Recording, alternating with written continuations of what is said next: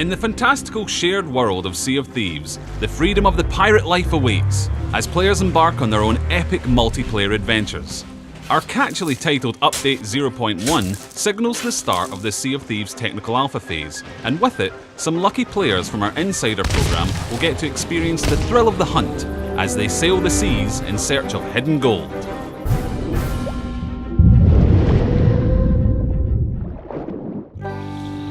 Few things stoke the fire in a pirate's dark heart like buried treasure.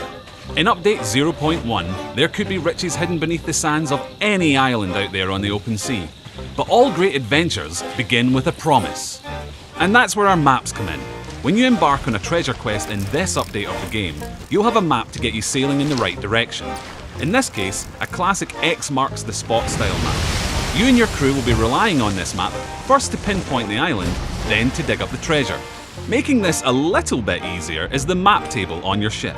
This gives you a wider view of the many islands you can travel to, and your ship's position on the sea.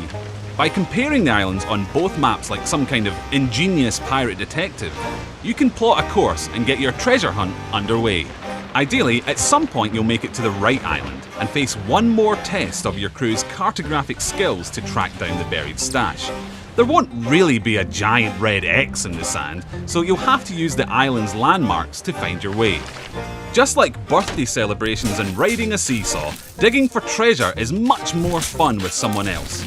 And the more of you who help to dig, the faster you'll uncover the bounty. But that's only half the voyage. For the real reward, you need to get the chest back to an outpost and cash it in. So while one pirate hauls the treasure, the others should escort them back to the ship, watching for any sly rivals who would love to score some treasure the easy way. Back on the ship, it's up to you to find a good hiding place for your precious cargo. There's still a chance that some enterprising sea dog will sneak on board and snatch it, but don't make it easy for them. Of course, the seas can be treacherous, and your crew will have to work together to reach a safe haven, fending off rival crews if they get too close.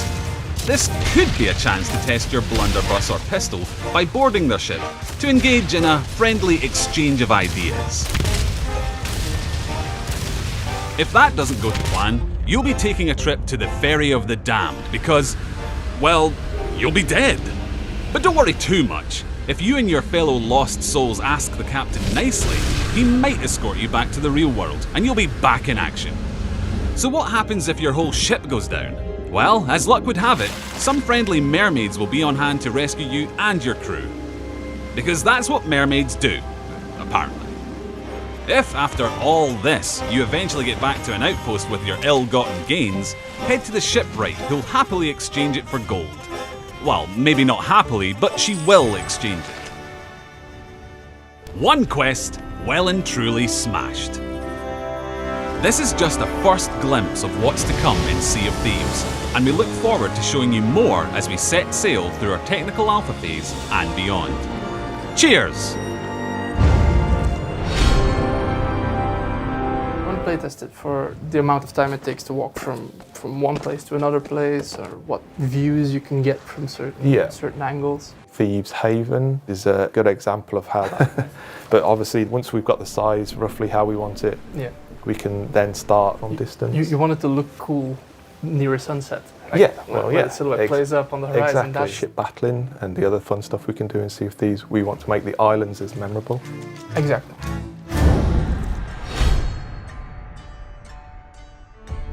That you believe exists rather than just a piece of geometry. You know, you can hear the wind going through the trees, but Yeah. the fact that you can actually see things move just adds to that kind of finished visual. So obviously crashing in the world, and you've got the ship kind of riding on the waves. So we've got like the ropes swinging in the kind of the air as it crashes across the waves, and you've got the filling of the ship when obviously you've got a leak on the ship and the water starts to rise.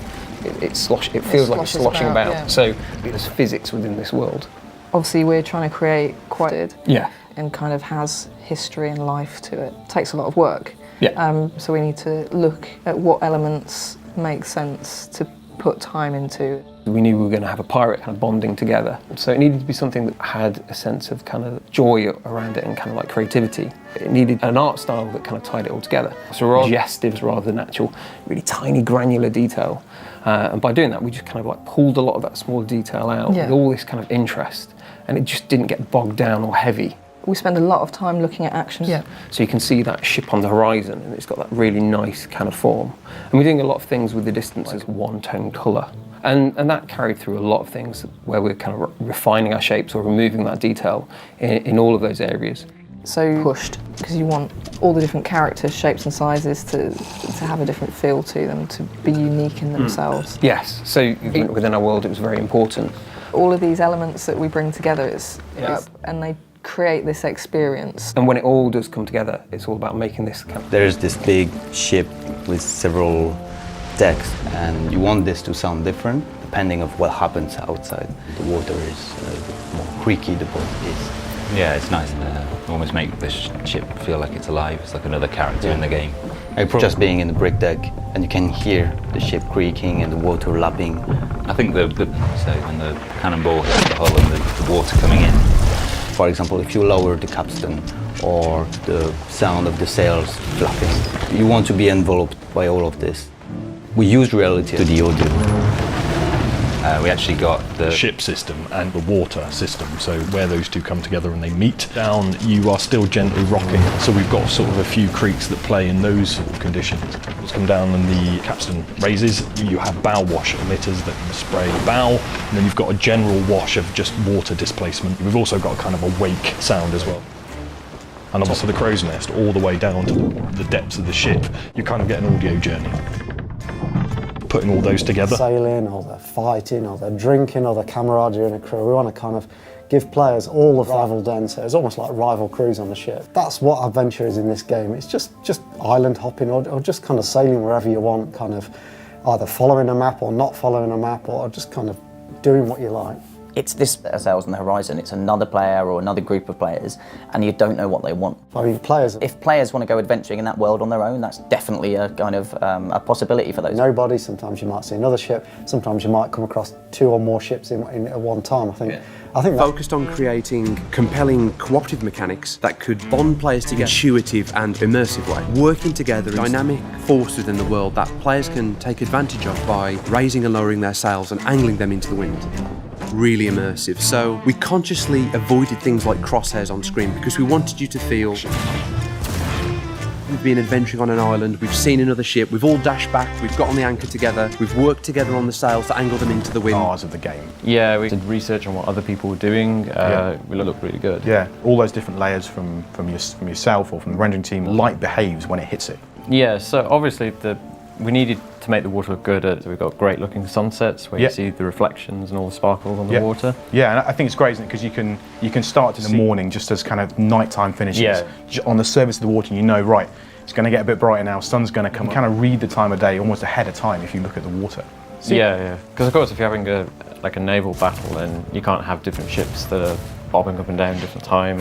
So we can just synchronise that between players, and then they can reproduce exactly the same thing. On bays than it is in the kind of out to the rough oceans. You've kind of got different simulations that you have to consider, like around much more like a pond, and then you've got deep ocean where the waves can be several meters high that can really rock a big ship around. Stylised, but still behaves like water. Yeah, and I think that's a trick, isn't it? Because it looks, but everyone that sees it says how real it looks, and it's a really nice blend that we've managed to keep some with our game and kind of keep the style that we want.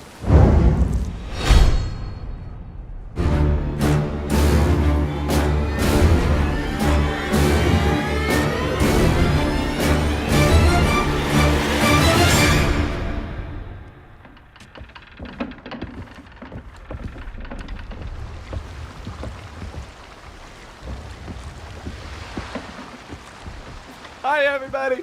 Oh, hello. Here we are.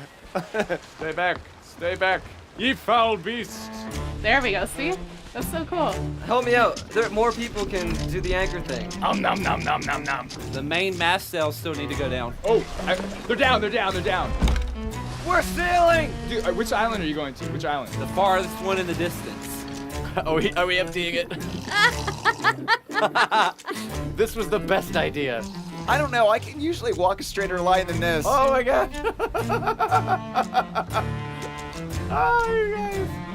Oh, okay. Oh, no! You're gonna hit that rock, dude. You're gonna hit that rock. I think it's gonna be too tight. Just go. Just go. No, no, no! No, you're gonna sink us. You're gonna sink us. Oh, I found the captain's quarters. This is mine.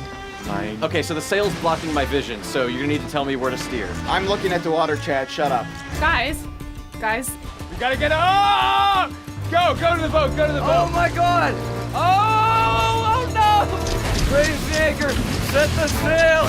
You're leaving me behind! No! Oh, they're right on top. Oh no! Whoa! Whoa! Alright, man the cannon! They're shooting back! Die! Die! Yes! Yes! No! Yeah! Okay, Mike, you're repairing, right?